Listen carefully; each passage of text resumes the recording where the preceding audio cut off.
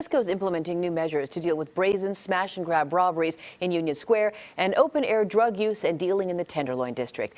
But the mayor's plan for increased police presence and enforcement is being met with some criticism. Let's talk about this and much more with the mayor of San Francisco. Good morning to you, Mayor London Breed. Good morning, Garcia. It's great to have you. Let's talk about the Tenderloin in particular. How do you respond to critics, including the district attorney, board of supervisors president, and the city's public defender, who say your plan to get tough on drug users and homelessness is short-sighted and ineffective? Well, sadly, none of them even live in the Tenderloin, and I wish they would be more advocate more for the families and the victims of crime that have struggled for many, many years in this particular community. At the end of the day, my goal is to make sure that people are not comfortable with breaking the law, committing acts of violence with the stabbings and the shootings and the open air drug sales. That is what we're focused on, and my hope is that we will take care of this particular neighborhood, which has a lot of children and a lot of seniors. Certainly a lot of people can agree with the criminal aspect needing to be taken care of immediately. What about those people, let's say, who aren't acting in a criminal way? They're homeless, they're sleeping in a tent in the Tenderloin. If they refuse to accept a shelter bed, would you support the arrest of such individuals?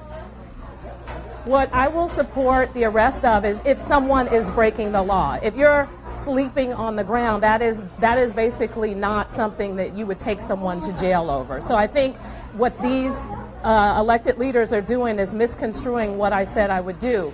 Ultimately, what we are doing is making sure that we're doing wellness checks, that we are forcing people to go into treatment, into areas where they're not laying on the street or sprawled out on the street like they have been in the past. People are always wondering, why aren't you doing something about someone who clearly is in need, who is clearly suffering? And so now we will give them an alternative. We will take them to San Francisco General. We have set up a triage center similar to what we did during our emergency during the COVID pandemic, and more specifically, we lost more people to drug overdoses last year than we did throughout this entire pandemic, so we need to treat this like the public health crisis this is. There are two different things that we're talking about here. We're talking about dealing with public health and people who struggle with addiction and dealing with the open air drug sales. You're really calling on San Francisco police officers, sheriff's deputies.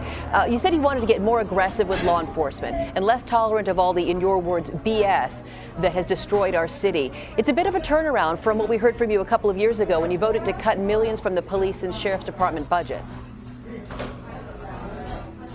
Yeah, well, I want to be clear. When we did make those cuts and allocated that money to the African American community specifically, we didn't cut any sheriff deputies. We didn't cut any police officers. And in fact, what I'm asking our law enforcement agencies to do is implement laws that already are on the books and setting up a place, because one of the biggest complaints that we've had from our police officers is, where do we take people? Where do we take people in need? Because ultimately we have a lot of services. We have a lot of nonprofits who are working in the Tenderloin who get paid a lot of money to help provide resources and food and shelter and housing. When you look at those budgets specifically in the Tenderloin compared to what we spend on law enforcement, there is no comparison. So this city is a compassionate city that has services, but I think the challenge is we're no longer willing to walk by and say, it's okay for you to sleep on the streets. It's okay for you to set up a tent, especially when we have an alternative place for you to go. It definitely does feel like something that's become, people just sort of look it over. It's no longer a surprise. Let's talk about schools in this city. The school board just voted to cut some $90 million from its budget to help stave off a state takeover. 3 members of the board, as you know, are facing a recall. Some 3,500 students left San Francisco Unified in the past 2 years. What do you say, Mayor, to the parents who at this point have very little faith left in the city's public school system? Well, what I say is hang in there. The Children First Charter Amendment that I'm proposing for the upcoming ballot will be to help organize and structure not just the services we provide through the city, but also provide some oversight to the city dollars that are going to the school district. The voters of San Francisco have been so supportive of the schools, and it's important that we don't just give them a blank check, that it's attached to some accountability. And so that's what we plan to do. And my hope is that with the requirements we will put in place, it will make the school district work more efficiently, and including, for example, with their budget they need a budget analyst to assess what is happening with their dollars and make long-term plans about how they need to be spending so that they don't continue to get into a situation like this in the first place. I think, unfortunately, the board has micromanaged the superintendent, which has led to a lot of challenges, and the superintendent needs to be able to have the ability to do his or her job so that we can manage the school district, get it on the right track, and get parents more confident in what we can deliver as a school district. All right, finally, we have to ask you, you're at Mama's on Washington Square there. You're dining out. You've been a big proponent of supporting the city's small businesses and restaurants. What will New Year's Eve and Christmas look like in the city? Should people gather or stay apart? Well, what we want people to do is gather safely. We know the Omicron variant is really taking flight, and we're still monitoring it in terms of places all over the country and the world to see if hospitalizations and deaths increase, and we're not seeing a significant increase, but we are seeing this variant spread rapidly. In San Francisco, I've seen a number of cases. Our hospitalization rates are still down even though they've increased. So we want people to be careful.